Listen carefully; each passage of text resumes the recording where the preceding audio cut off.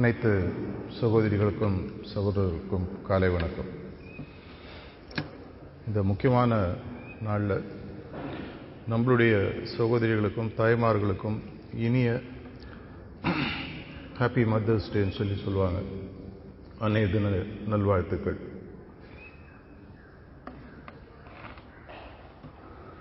சாரிஜி மகாராஜ் அடிக்கடி சொல்லக்கூடிய ஒரு முக்கியமான விஷயம், முக்கியமாக ஆன்மீக பாதையில் இருக்கிறவங்களுக்கு நம்ம என்ன இங்கே கிடைக்குது அப்படின்றத விட என்ன கொடுக்குறோம் அப்படின்றது ரொம்ப முக்கியம்.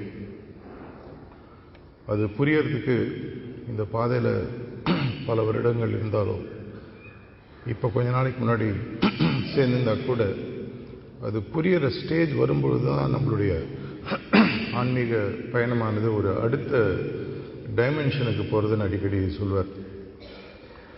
அந்த ஒரு வாய்ப்பு நம்மளுடைய பொருளாதார வாழ்க்கையிலையோ இல்லை நம்மளுடைய பர்சனல் லைஃப்லையோ அவ்வளோ ஈஸியாக கிடைக்காது. எல்லாராலையும் எப்பவும் கொடுக்கறதுன்றது அவ்வளோ ஈஸி இல்லை. ஆனால் இந்த பாதையில், ஹார்ட்ஃபுல்னஸ் பாதையில் நம்மளுடைய மாஸ்டர்ஸுடைய வாழ்க்கையை நம்ம ஸ்டடி பண்ணி பார்த்தோன்னா, லாலாஜி மகாராஜா இருக்கட்டும், பாபுஜி மகாராஜா இருக்கட்டும், சாரிஜி மகாராஜ், இப்போ தாஜி, அவங்க கொடுக்கக்கூடிய விஷயமானது இன்னும் பல ஆயிரக்கணக்கான வருஷத்துக்கு இந்த உலகத்தை தாங்கி பிடிக்கக்கூடிய ஒரு முக்கியமான விஷயத்தை கொடுக்குறாங்க. இதை நம்மலாம் பார்த்துட்ருக்கோம். இது கொடுக்கறதுக்கு உங்களுக்கு என்ன வேணும்? பணம் வேணுமா? அறிவு வேணுமா? உடலில் பலம் வேணுமா அப்படின்னு பார்த்தீங்கன்னா கிட்டத்தட்ட ஒன்றுமே கிடையாது. இருப்பதற்குள் ஒரு உயரிய குறிக்கோளை ஒரு குறுகிய காலத்தில் அடைந்து செல்வதற்கான ஒரு சுலபமான எளிமையான பாதை. இதை எந்த அளவுக்கு நம்ம எவ்வளோ பேர்ட்ட போய் சேர்க்குறோமோ அந்த அளவுக்கு நம்ம கண்டிப்பாக நம்ம ஊரில் அட்லீஸ்ட் நம்மளுக்கெல்லாம் ஒரு நம்பிக்கை உண்டு. போகிற வழிக்கு புண்ணியத்தை தேடிக்கணும்னு சொல்லுவாங்க. அந்த மாதிரி விஷயத்தில் இந்த ப்ராக்டிஷனர்ஸ், அபியாசிஸ் அப்படின்னு சொல்லக்கூடியவங்களுக்கு ஒரு பெரிய ஒரு அட்வான்டேஜ் இருக்குது. நம்ம வாழ்க்கையில் நம்ம எல்லாருக்குமே ஒரு 50, 100, 200, 300, 500 பேரையாவது மினிமம் தெரியும். இவர்கள் அனைவருக்கும் இந்த ஒரு பயிற்சி இருக்குது. இந்த பயிற்சியின் மூலமாக ஒரு பெரிய குறிக்கோளை, மனிதர்களால் அவ்வளோ சுலபமாக அடைய முடியாத ஒரு குறிக்கோளை அடையக்கூடிய ஒரு வழி இருக்கின்றதை நம்ம சொல்லியிருக்கோமா அப்படின்ற ஒரு எண்ணத்தை நம்ம முதல்ல உருவாக்கிக்கணும். தாஜி அடிக்கடி சொல்லக்கூடிய ஒரு வார்த்தை, எந்த ஒரு மார்க்கமும் எந்த ஒரு மூமெண்ட்டும் மக்களுக்கு போய் சேரணும்னு சொன்னால் மக்கள் அதில் பார்ட்டிசிபேட் பண்ணணும். அவர் அடிக்கடி சொல்லக்கூடிய ஒரு விஷயம் பார்த்தீங்கன்னா, இண்டிபெண்டன்ஸ் மூமெண்ட்டை பற்றி சொல்வார்.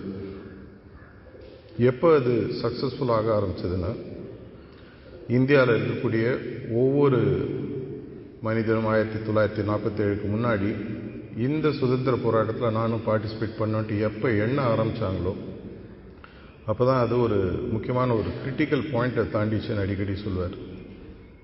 அதே தான் அவர் ஆன்மீகத்திலையும் சொல்கிறார். இது வெறும் ஒரு ஃபங்க்ஷனரிஸோ, ஒரு ப்ரிசெப்டரோ, ஒரு வாலண்டியரோ மட்டும் எடுத்து போய் சேர்க்கக்கூடிய விஷயம் அல்ல. உலகத்தில் 800 கோடி மக்களுக்கு மேலே இருக்கிறதா சொல்கிறாங்க. அட்லீஸ்ட் நம்மளுடைய தமிழ்நாட்டிலேருந்து ஆன்மீகத்தை எடுத்துன்னு போய் சேர்க்கறதுக்கு ஒரு 8 கோடி மக்களாவது இருக்காங்க. இவர்கள் அனைவருக்கும் இந்த பாதை இருக்குன்றதை சொல்லக்கூடிய ஒரு பெரிய ஒரு அரிய வாய்ப்பு நம்ம எல்லாருக்குமே இருக்குது. இந்த அரிய வாய்ப்பை கொண்டு போய் சேர்க்கறது தான் மிஷன்ற ஒரு கட்டமைப்பை மாஸ்டர்ஸ் உருவாக்கியிருக்காங்க. அந்த கட்டமைப்பில் பார்த்தீங்கன்னா நம்மளுக்கு ஒவ்வொரு மாநிலத்திலும் வெவ்வேறு இடங்களிலும் இதை பணியாக செய்வதற்காக ஃபங்க்ஷனரிஸ்ன்னு சொல்லி உருவாக்கியிருக்காங்க.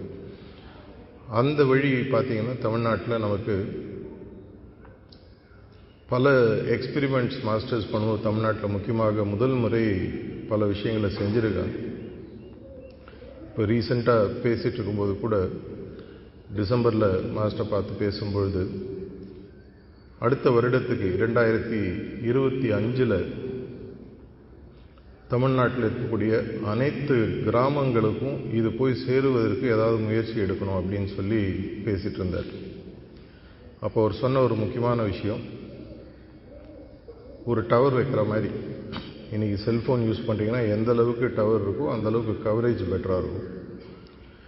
அதே மாதிரி தமிழ்நாட்டில் இருக்கிற ஒவ்வொரு கிராமத்திலும் ஒரு அபியாசியை உருவாக்கணும் அப்படின்ற ஒரு முக்கியமான விஷயத்தை நம்மள்கிட்ட அவர் கொடுத்துருக்கார். ஒரு குறிக்கோளாக தமிழ்நாட்டிற்கு கொடுத்துருக்கார். ஒவ்வொரு கிராமத்துலேயும் ஒரு அபியாசி, ஒரு ப்ரிசெப்டிவ் கேண்டிடேட் உருவாக்கக்கூடிய பட்சத்தில் அப்போ நம்மளுடைய மார்க்கமானது இன்னும் வேகமாக பரவக்கூடிய ஒரு ஃபவுண்டேஷனல் பில்லர்ஸ் என்ன ஸ்ட்ராங்காக உருவாகும்னு சொல்லி 2025 முடிக்கிற மாதிரி சொல்லியிருக்கார்.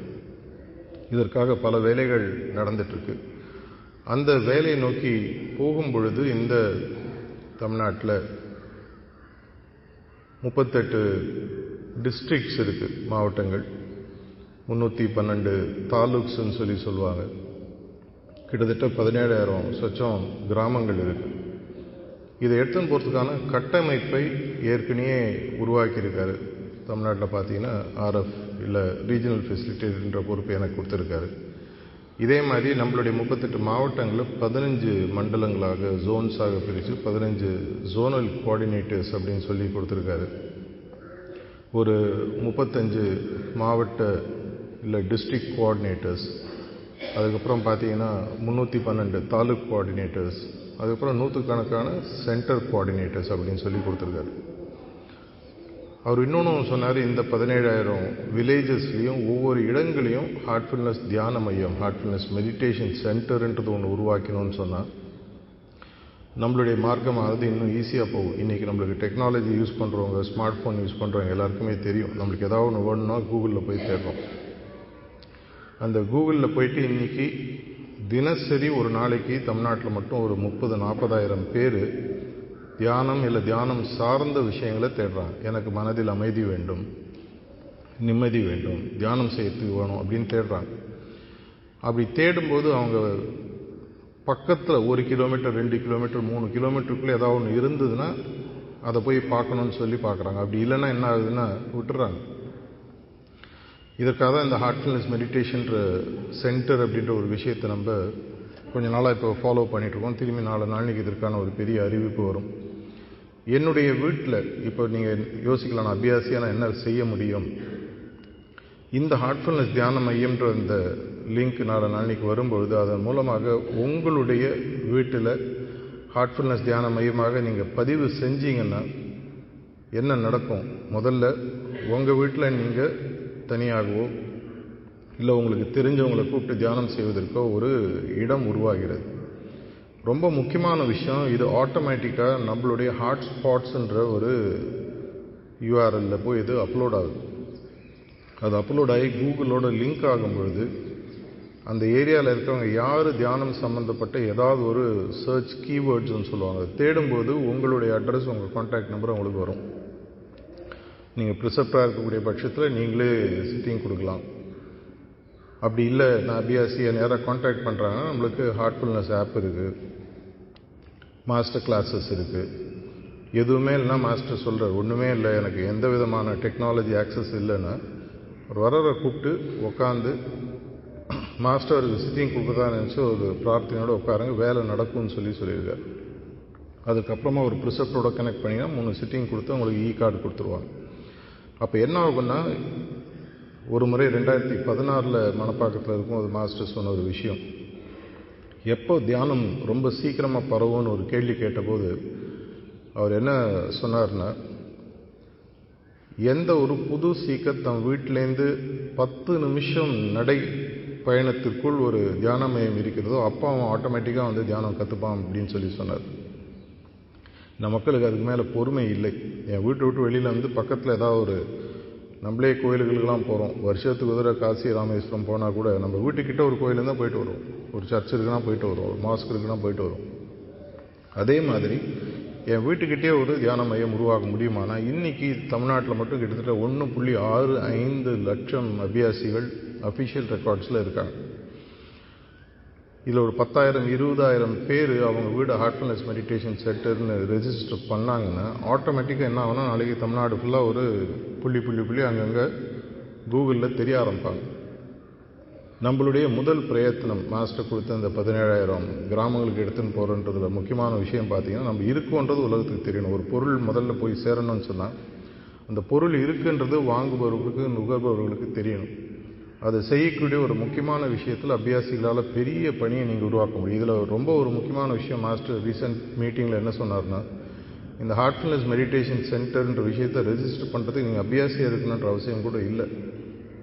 உங்களுடைய ரிலேஷன் இன்றைக்கி உலகத்தில் நல்ல விஷயத்தை போய் இன்னொருத்தருக்கு சொல்லணுன்றதில் மக்களுக்கு எப்போ நம்மளுக்கு ஒரு விஷயம் நல்லதுன்னு தோணித்தில் நம்ம அதை ப்ராக்டிஸ் பண்ணுறோமோ இல்லையோ அடுத்தவருக்கு வாட்ஸ்அப்பில் ஃபார்வர்ட் பண்ணுறோம்.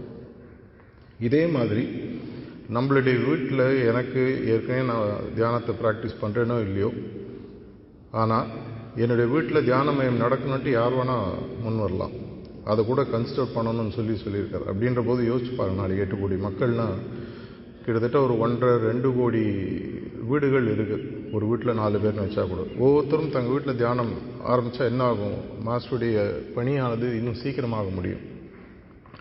இந்த விஷயத்தில் அந்த ஃபங்க்ஷனரிஸ்ன்னு சொன்னதில் ரீசண்டாக தமிழ்நாட்டில் பார்த்தீங்கன்னா இந்த 15 ஜோனல் கோஆர்டினேட்டர்ஸ் அதுக்கு இருக்கக்கூடிய கட்டமைப்பில் சில மாறுதல்களை இந்த வருஷம் கொண்டு வந்து இந்த விஷயமானது வேகமாக போகணுன்ற ஒரு முத்தாய்ப்புக்கான விஷயங்கள் நடக்கும்பொழுது ஒரு 15 சில பேர் இருக்காங்க, சில பேர் புதுசாக 15 ஜோனல் கோஆர்டினேட்டர்ஸ்னு உருவாக்கியிருக்காங்க. இவர்கள் நேற்றுக்கும் இன்றைக்கும் இங்கே சென்னையில் நாங்களாம் ஒன்றா உட்காந்து இந்த மாஸ்டருடைய இந்த கனவை அவர் நமக்கு கொடுத்துருக்கக்கூடிய குறிக்கோளை எப்படி எடுத்துகிட்டு போனோம் அப்படின்ற விஷயமாக பேசிகிட்டு இருக்கோம். அவங்க இங்கே இருக்கிறதுனால உங்களுக்கு அவங்கள அறிமுகப்படுத்தி அவங்க யாருன்றதை சொல்லி இதன் மூலமாக ஒரு இன்ட்ரடக்ஷன் சொல்லி வச்சுக்கோங்க. சில பேர் உங்களுக்கு தெரிஞ்சிருக்கும், சில பேர் இந்த பணியை புதுசாக செய்ய ஆரம்பிச்சிருப்பாங்க. இதில்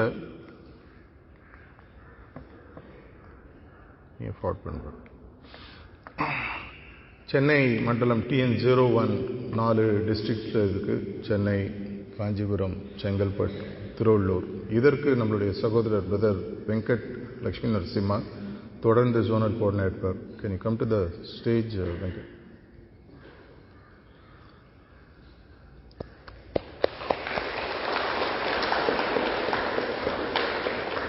TN02 அடுத்தது பார்த்தீங்கன்னா வெள்ளூர் அந்த சார்ந்த அந்த மண்டலத்துக்கு சகோதரர் லக்ஷ்மி நாராயணன்.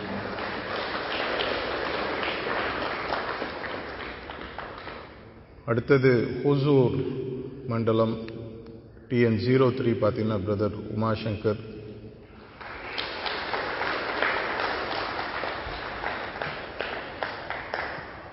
அப்படியே பக்கத்தில் வந்தீங்கன்னா Salem TN04 brother Karthikeyan.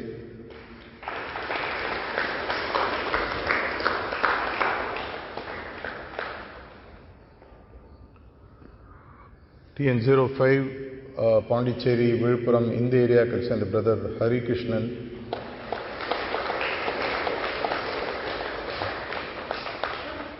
TN06 அப்படின்னு சொல்லி பேர் தஞ்சாவூர், மயிலாடுதுறை இந்த டிஸ்ட்ரிக்ட்ஸ்லாம் சேர்ந்த பிரதர் சங்கர்.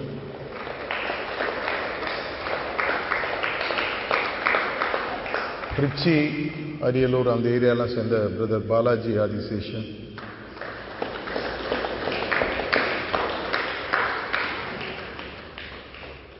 ஈரோடு, நாமக்கல், கரூர் இதெல்லாம் சேர்ந்த பிரதர் ரமேஷ்.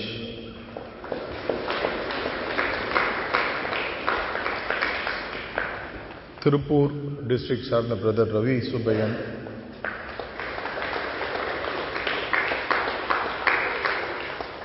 இந்த வெயிலுக்கும் ரொம்ப குழுகுலுன்னு நம்மலாம் போகக்கூடிய ஊட்டியிலிருந்து வந்திருக்கக்கூடிய பிரதர் செந்தில்.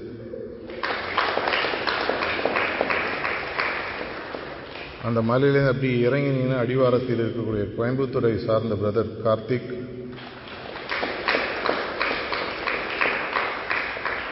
அப்படியே குத்தால காற்று இன்னும் கொஞ்சம் நல்லா ஜில்லுன்னு அடிக்கக்கூடிய தேனி அந்த ஏரியாவை சேர்ந்த TN12 brother doctor Jagadish.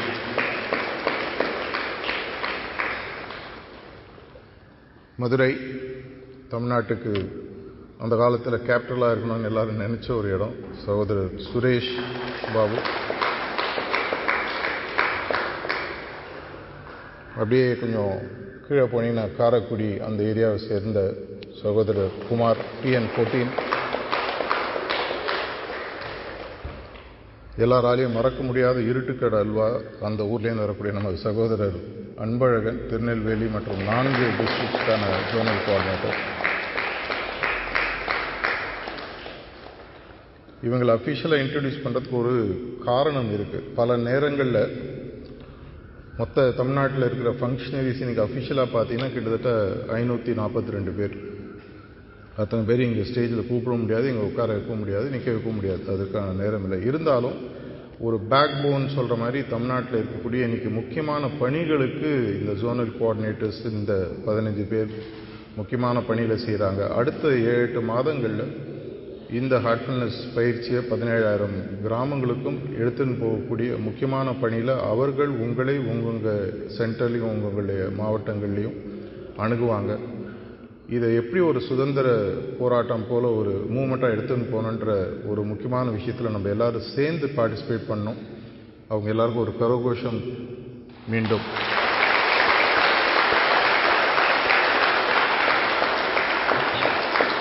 Thank you brothers.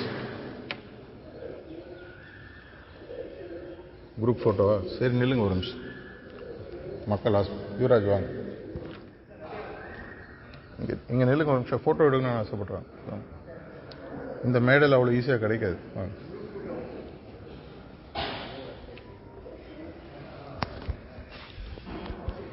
இந்த ஃபோட்டோ எடுத்து முடித்ததுக்கு அப்புறமாக